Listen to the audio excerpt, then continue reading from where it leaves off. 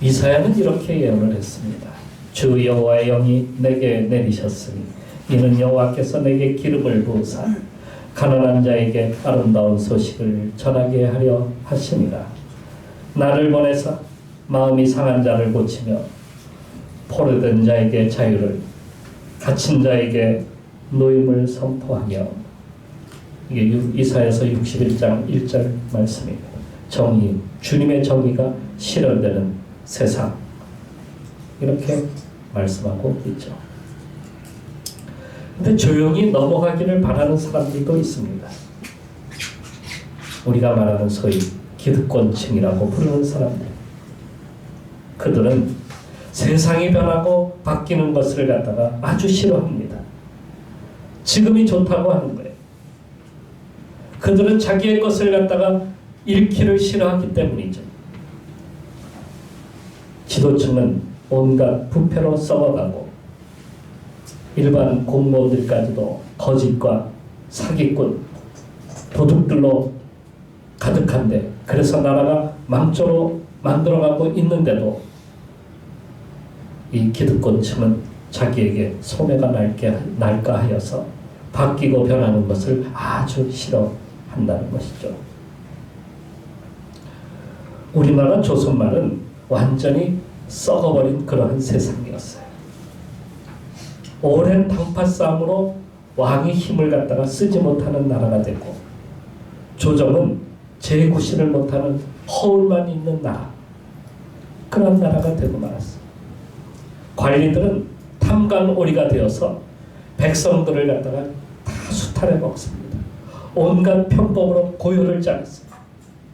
곳곳에서 도적이 출몰하고 밀란이 일어나 여러 가지 정말 악한 일들이 많이 일어남에도 불구하고 막을 방도가 없었습니다. 이게 나라인가 할 정도였어요. 그래서 나라를 이렇게 해서는 망하겠다 여긴 젊은 학자들이 나라를 바로 세우고자 개혁을 단행하게 됩니다. 그것이 갑신정변이라고 불러요.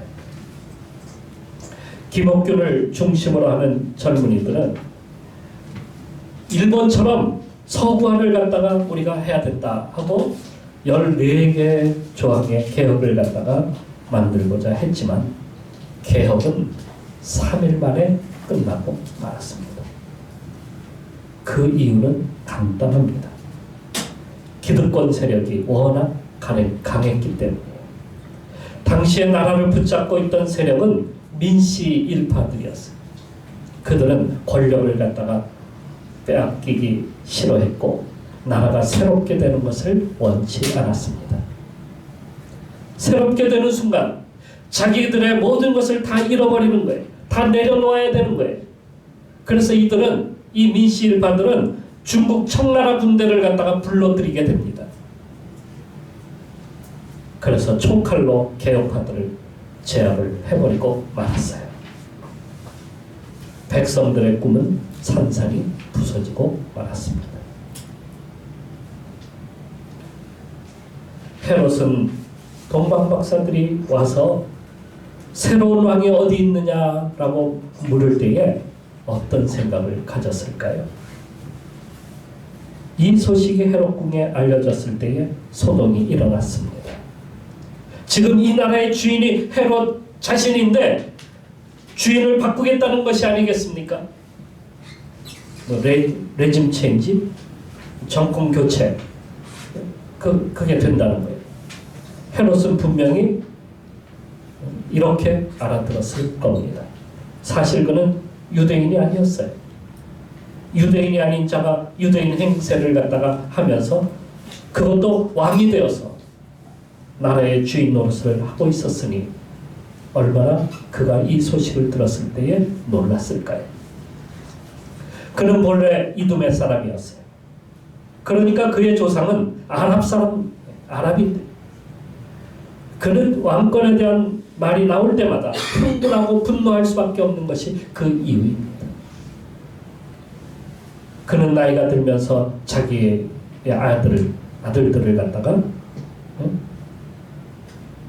왕자를 갖다가 자기 대신해서 왕자를 노린다는 그 두려움 때문에 부인과 아이들을 갖다가 처형하기도 했습니다. 그는 미쳐가고 있었습니다. 그는 다시 분노하였습니다. 어찌하여 이방 나라들이 분노하며 민족들이 헛된 일을 꾸미는가? 시편의 말씀처럼 그는 분노로 가득 찼습니다. 그래서 사탄의 노예가 되었습니다. 그의 분노, 질투심이 극에 달했습니다.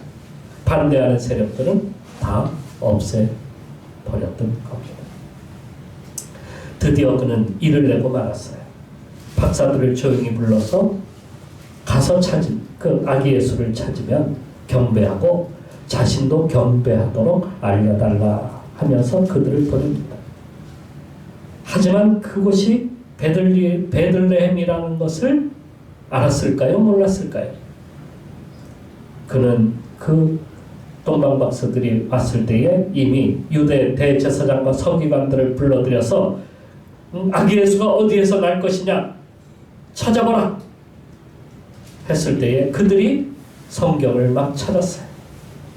그래서 미가 선지자가 예언한 것을 그 예언서를 찾아냈습니다. 그곳에 거기에 적혀져 이런 말씀이 적혀져 있어요. 또 유대 땅 베들레헴아 너는 유대 고을 중에서도 가장 작지 아니하도다. 내게서 한 다스리는 자가 나와서 내 백성 이스라엘의 목자가 되리라 하는 이 말씀, 마태복음 2장 6절 말씀에 보니까 이들이 그 말씀을 찾아냈던 거예요. 그런데 박사들이 돌아와서 자신에게 그 장소를 말해주지 않자 다시 분노한 헤롯은 군사들을 갖다가 어디로 보내는 거예요? 베들레헴으로 보내게 됩니다. 그들은 두 사람의 아이들을 끌어내서 학살하기 시작했어요. 라마에서 슬퍼하며 크게 통곡하는 소리가 들리니 라헬이 그 자식을 위하여 애곡하는 것이라. 그가 자식이 없으므로 위로받기를 거절하였도다 함이 이루어졌느니라. 마태복음 2장 18절 말씀입니다.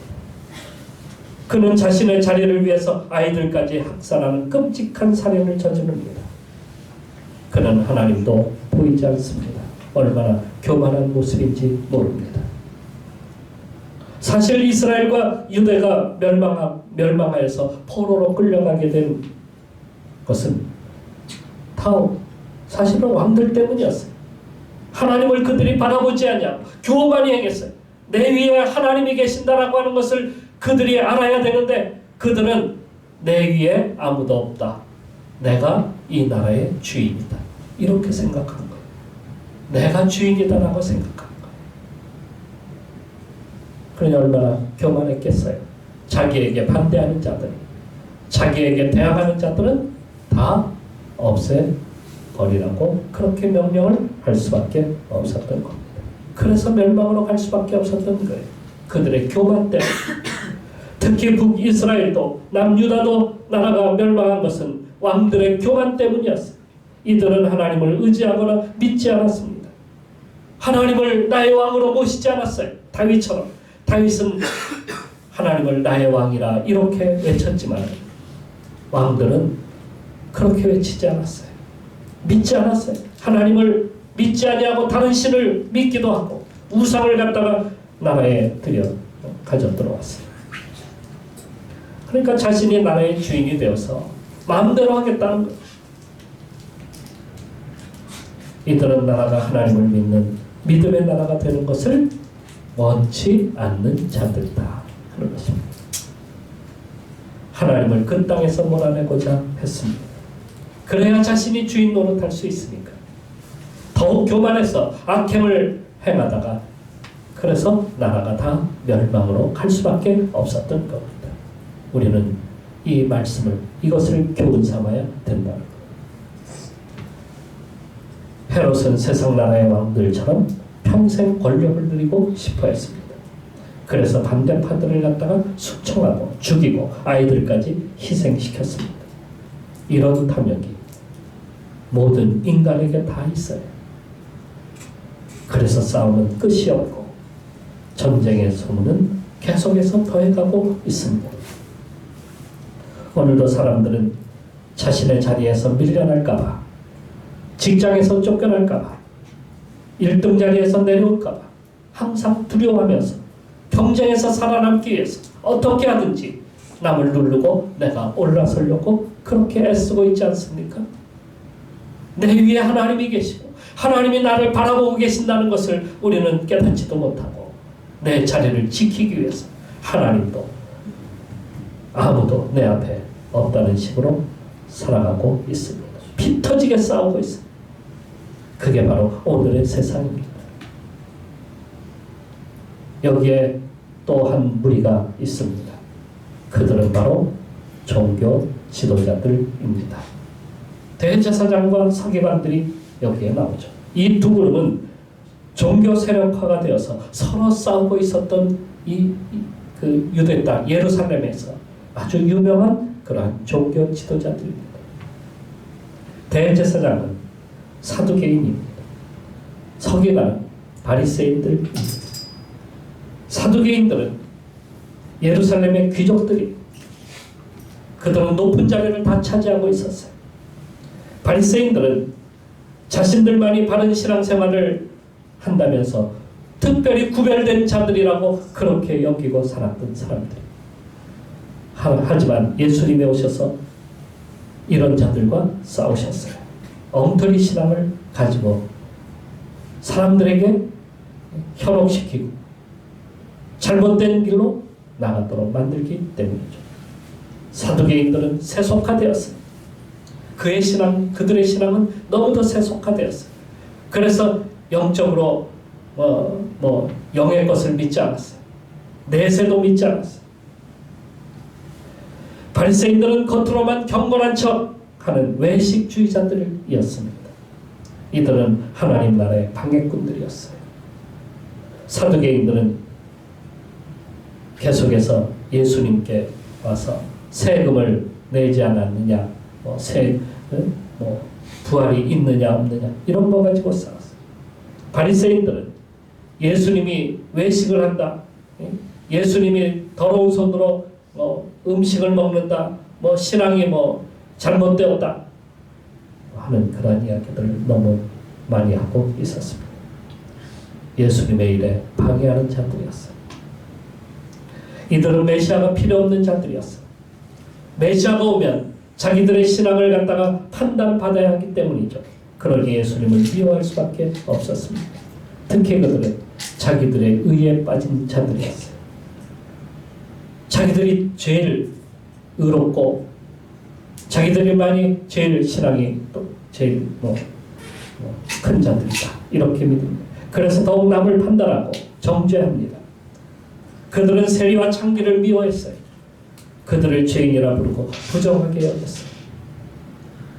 그러니 이들에게 메시아가 필요했을까요? 이들은 메시아가 필요 없는 사람들이에요. 그럼 메시아가 누구에게 필요한 겁니까? 고통받고 아픔이 있고 힘들고 가난하고 한 이 사람들에게 메시아가 필요한 거예요. 메시아는 바리새인들에게, 사두개인들에게, 왕에게 필요한 것이 아니라 하는 겁니다. 만일에 그들이 메시아가 필요했다면 하나님께서 제일 먼저 그들을 향해서 천사를 보내서 메시아에게 경배하도록, 그리스도께 경배하도록 그렇게 만드셨을 겁니다.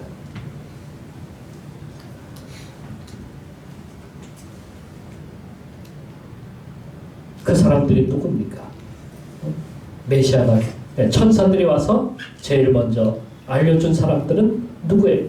메시아가 필요한 사람들.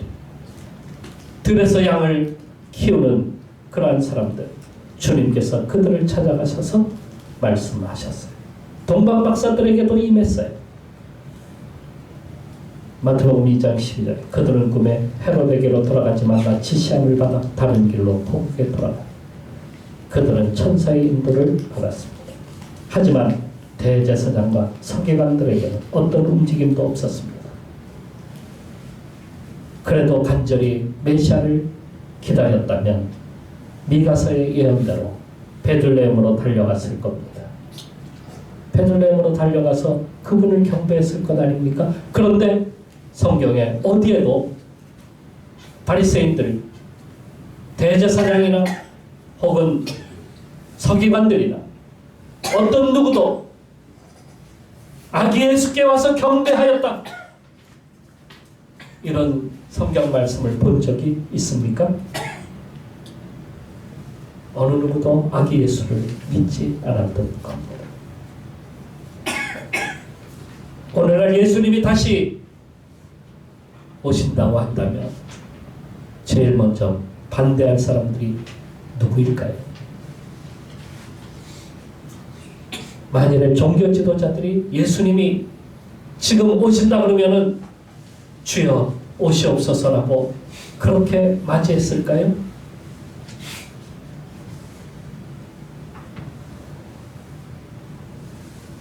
그리스도는 간절히 찾는 자에게 찾아가십니다. 아기 예수님을 찾아서 동방에서 예루살렘으로 베들레헴으로 온 박사들이 아기를 보고자 했을 때에 천사들의 인도함을 따라서 그들은 베들레헴의 아기 예수를 만날 수 있었습니다. 그리고 그들은 만나 증명사진이 없었죠. 그때. 그것을 남기고 싶었지만은 남기지 못했을 겁니다. 그들은 제일 먼저 무엇을 생각했냐면 자기들이 높아지고자 하는 것이 아니라 그분께 경배하고자 예수님을 찾아간 거예요. 세상은 크리스마스 시즌이라고 하면서 모든 상가며 거리마다 성탄 장식하고 힘껏 분위기를 끌어올리지만은 정작 예배드리는 교회에서는 조용합니다. 사람들이 없어요. 점점 사람들이 교회로 오지 아니하고 경배할 곳은 어디입니까? 우리가 주님을 찾아가야 될 곳은 바로 교회인데 교회가 아닌 엉뚱한 곳으로 가고 있어요. 바리새인들과 사두개인들처럼 베들레헴에서 예수님이 나신다는 것조차 다 알고 있음에도 불구하고 어느 누구도 가지 않았던 것처럼 오늘날 사람들은 예수님이 이 땅에 아기 예수로 오셨다는 것을 다 알고 있음에도 불구하고 교회에 와서 예수님께 예배하는 사람들은 없다 하는 것입니다. 교회가 텅텅 비어가고 있습니다. 매년 300명 이상 되는 교회들이 수십 개씩 사라지고 있어요. 21세기가 되기 전만 해도 한국의 성도의 수는 1000만에서 1200만 정도 된다고 그렇게 이야기를 했습니다. 그런데 21세기에 들어서면서 교회는 점점 성도 수는 줄어들기 시작합니다. 지금은 700만 밖에 되지 않는데요. 그것도 가나안 성도들, 안나가 성도들, 가나안 성도들을 빼면 더 초라해집니다. 우린 주님의 재림이 가까울수록 모이기에 힘쓰는 성도가 되어야 합니다. 정말 주님께 예배해야 될 곳이 어디인지를 우리가 알고 그분께 진정으로 예배해야 되겠죠. 주님을 바라는 자에게 메시아 그리스도가 오십니다. 예수님은 이렇게 말씀하셨어요. 심령이 가난한 자에게 복이 있다. 천국이 그들의 것이다. 애통하는 자가 복이 있다. 천국이 그들의 것이다. 오늘 동방 박사들처럼 예수님을 간절히 기대하고 나아갈 때에 그들이 정말 아기 예수께 나가서 경배했던 것처럼 오늘 우리도 그러한 마음으로 주님을 맞이해야 하겠습니다. 초대교회 교인들은 항상 주님을 기대하면서 살았어요. 그들은 만나고 헤어질 때마다 이렇게 외쳤습니다. 마라나타. 여러분들도 함께 한번 따라해 봅시다. 마라나타. 마라나타가 뭔지 아십니까? 이렇게 외쳤어요. 주 예수여 오시옵소서 라는 말씀이에요. 여러분 가운데 주님이 필요하지 않습니까? 메시아가 오늘 나에게 오시기를 원치 않는 분이 있으십니까? 주여 나에게 찾아오십시오. 나의 죄와 나의 악함을 몰아내고 그리고 나를 새롭게 만들어 주옵소서. 주 예수여 오시옵소서.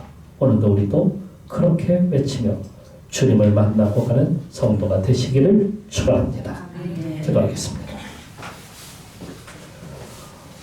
오늘날 세상엔 많은 박사들이 있습니다. 너도 나도 박사입니다. 경제학 박사, 정치학 박사, 철학 박사, 법학 박사, 심리학 박사, 박사들이 얼마나 의학 박사, 공학 박사 너무도 많습니다. 저마다 다 똑똑하여서 무슨 일만 생기면 한마디씩 합니다. 하지만 나라를 살리거나 세상을 살려내지를 못합니다.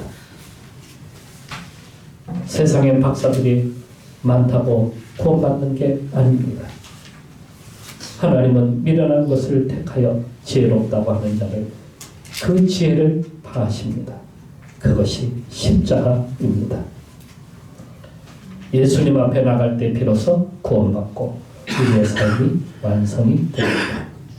나의 부족함을 깨달아야 됩니다. 겸손히 그분을 찾을 때에 우리가 주님을 만날 수 있는 겁니다. 오늘도 간절한 기대를 가지고 주님을 만나는 그러한 성도가 됩시다. 우리 같이 이 시간 기도하면서 주여 나에게 오시옵소서. 주 예수여 오시옵소서. 오늘도 우리 그러한 기대로 이 시간 기도하며 주님을 만나는 귀한 시간이 됩시다. 기도하겠습니다.